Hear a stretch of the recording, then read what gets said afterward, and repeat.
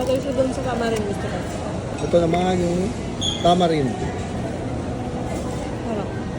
Mas gusto ko siya dyan. Ang sarap ah. Masaya siyang kainin. Butter.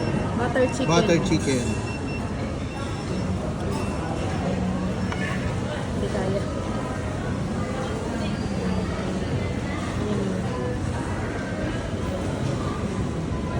Okay.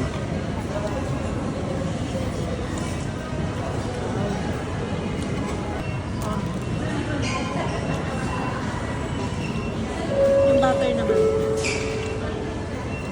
Ito butter. Ito butter, normal lang yan. Lagyan natin ng chicken.